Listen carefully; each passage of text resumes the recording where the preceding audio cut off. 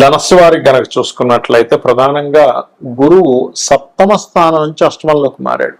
అష్టమ గురువు అనగానే అందరూ భయపడుతూ ఉంటారు, అమ్మో అష్టమంలోకి వచ్చేసరికి గురువు ఏమవుతుందో అని. ఏమీ భయపడాల్సిన పని లేదు.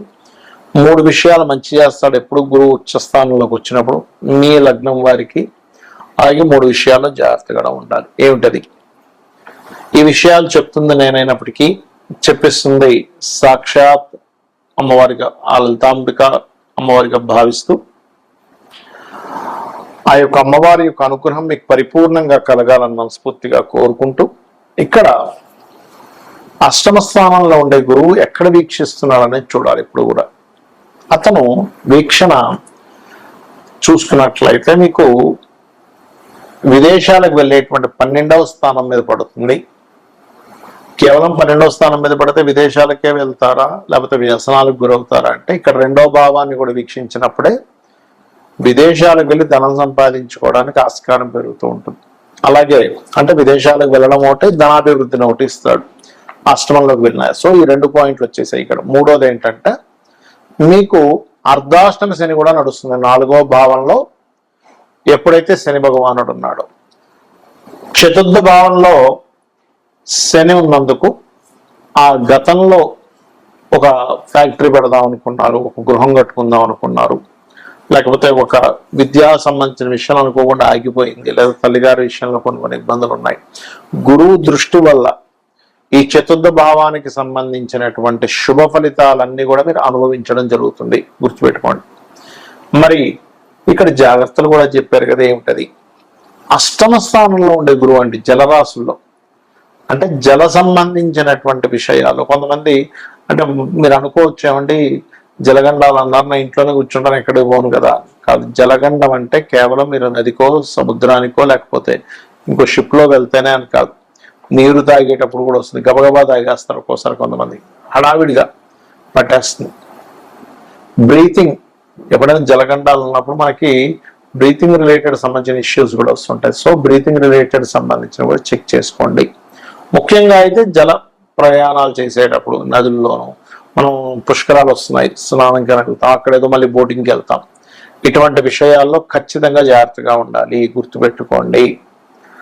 అలాగే మరొక విషయం ఏంటి అంటే, ఇక్కడ ఈ అప్పులు ఇవ్వడం ఎవరికైనా, మనం ఎవరికైనా తెలిసిన వాళ్ళకో తెలియని వాళ్ళకో మొత్తం అప్పిస్తాం, వాడు ఏదో పాపం ఇబ్బందుల్లో ఉన్నాడనో, లేకపోతే రూపాయలు లాభం వస్తుందనో, రూపాయి వడ్డీ వస్తుందనో, ఏదో మొత్తం మీద ఈ అప్పుడు ఇవ్వడము తీసుకోవడము ఈ విషయంలో చాలా అంటే చాలా జాగ్రత్తగా ఉండండి. మరియు కొంతమందికి థైరాయిడ్ రిలేటెడ్ సంబంధించిన హెల్త్ ఇష్యూస్ ఉంటాయి, హార్మోనియల్ రిలేటెడ్ సంబంధించిన హెల్త్ ఇష్యూస్ ఉంటాయి.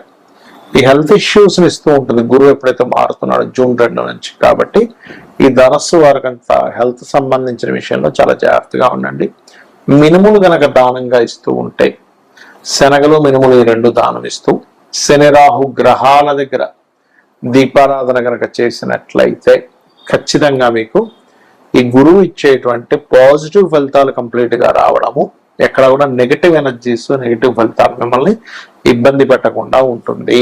అదేవిధంగా మీరు లక్ష్మీ నరసింహస్వామి యొక్క ఆరాధన చేయండి, అన్ని విధాలు బాగుంటుంది. గురువు కర్కాటక రాశిలోకి మారుతూ ఈ సంవత్సరం, మనకు పోయిన సంవత్సరం అలా అయితే వృషభంలో ఉన్నటువంటి గురువు మిథునంలోకి, మిథునం నుంచి మరలా కర్కాటకంలోకి వెళ్ళి మళ్ళా కర్కాటక నుంచి మిథునంలోకి వచ్చి కూర్చున్నాడు. ఈ సంవత్సరం కూడా 3 రాసులు అంటే మిథునంలో ఉన్న గురువు ఇప్పుడు మనకి కొత్త సంవత్సరాన్ని మిథునంలో ఉన్నాడు. అలాగే కర్కాటకంలోకి వస్తున్నాడు జూన్ 2కి, నవంబర్ 1కి అలాగా సింహంలోకి వెళ్ళి కేతుతో కనెక్ట్ అవుతున్నాడు. దీనివల్ల దేశకాల పరిస్థితుల్లో ఎందుకు ఇంత ఇబ్బంది? ఎందుకంటే గురువు ఉచ్చస్థానంలోకి వెళ్తుంటే ఇబ్బంది ఏంటండి? నేను చాలా రోజుల క్రితం చెప్పాను, ఏమంటే గురువు కాదు, గురువు యొక్క స్వరూపం పూర్తిగా పాడైంది అని. అందుకే చూడండి, విపరీతమైన ఎండలు, విపరీతమైనటువంటి వర్షాలు, ఒక రకమైనటువంటివి అన్నీ కూడా చెప్పుకున్నాం, మన యూట్యూబ్ ఛానల్లో ఉన్నాయి. అదేదో అంటే విపత్తు వచ్చేస్తుంది అనేటువంటివి మనం వింటూ ఉన్నాం వార్తలు. ఎందుకు కారణం ఏమిటి అంటే, సర్పదోషాన్ని ఇన్నర్గా క్రియేట్ అవుతుంది. అక్కడ సర్పదోషం ఎలా క్రియేట్ అవుద్ది? రాహు వల్ల, కేతువు వల్ల. రాహుకేతువులు ఇంకొక గ్రహంతో కంజక్షన్ లో ఉన్నప్పుడు సర్పదోషాలు క్రియేట్ అవుతూ ఉంటాయి కదా.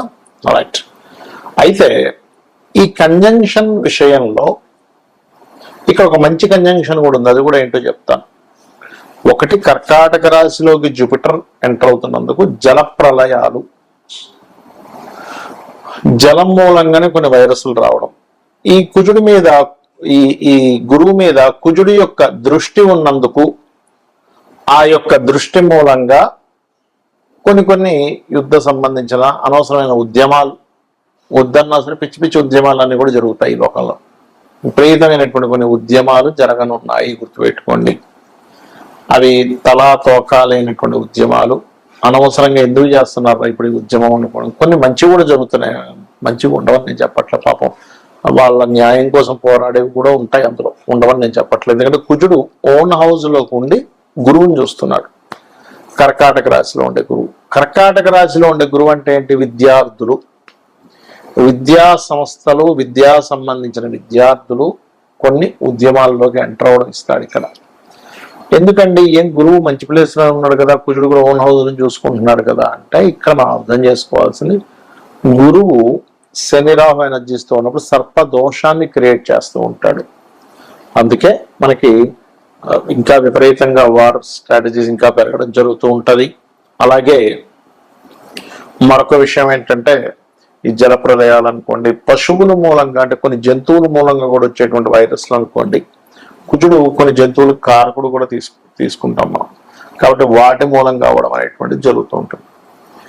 మరి ఈ యొక్క ప్రభావం ఇలా ఉన్నప్పుడు అందరూ చేయవలసినటువంటి రెమెడీస్ ఏమిటి? ఇక్కడ మీ లగ్నం తెలిసినా, మీ రాశి తెలిసినా తెలియకపోయినా, మీది ఫలానా నక్షత్రము అని చెప్పి మీకు తెలిసినా తెలియకున్నా కూడా మీరు చేయవలసినటువంటి పరిహారాలు ఏమిటి ఇక్కడ అని చెప్పి చూసుకున్నట్లయితే, ప్రధానంగా ఇక్కడ మీరు చండీ, మీ ఇంట్లో మీరు చండీ చేయించుకునే స్తోమత కనుక మీరు కలిగి ఉన్నట్లయితే ఖచ్చితంగా ఇంట్లో చేయించుకోండి.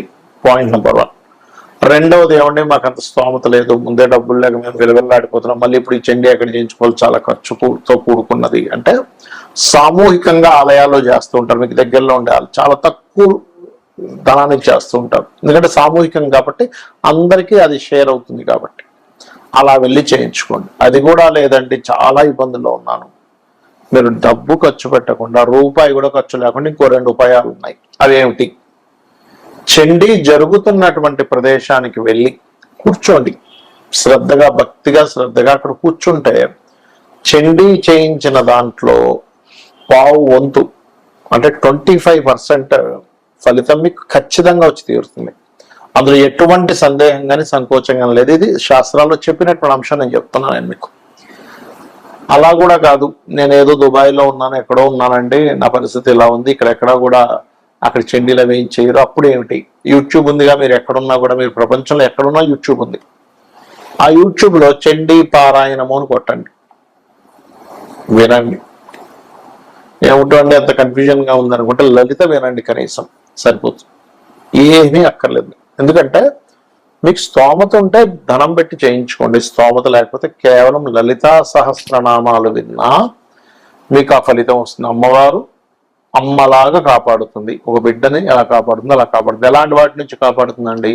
అనవసరమైన విపత్తుల్లో మనం చిక్కుకోకుండా, గోచార గ్రహాల్లో ముఖ్యంగా గురువు కర్కాటకంలోకి అతిచారంలో, ఈ అతిచారం వల్ల ఏమిటంటే మనం లాస్ట్ టైం కూడా చెప్పుకున్నాం, అతిచారానికి ముందే చెప్పాను ఏమంటే గోల్డ్ రేటు, సిల్వర్ రేట్ ఎలా పెరుగుతుందో పిచ్చి పిచ్చి పెరుగుతుందని. అలాగే ఇప్పుడు కూడా పెరిగేటువంటి యోగాలు ఇస్తూ ఉంది.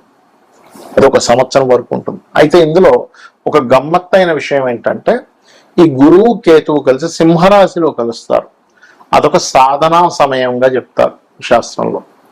అంటే ఎవరైనా సాధకులు కొన్ని గురువుల దగ్గర కొన్ని మంత్రాలు తీసుకొని, లేకపోతే కొన్ని బీజాక్షరాలతో కూడినటువంటి ఉపదేశం తీసుకొని చేస్తూ ఉంటారు. వారికి నవంబర్ 1వ తేదీ నుంచి 25వ తేదీ వరకు ఈ 25 రోజులు సాధనా సమయంగా చెప్పుకోవచ్చు. కాబట్టి ఇలా చేయండి. మరియు మనకి ఇప్పుడు పుష్కరాలు వస్తున్నాయి, పుష్కరాల దగ్గర కూడా చాలా జాగ్రత్తగా ఉండండి. శ్రీమాత్రే నమః.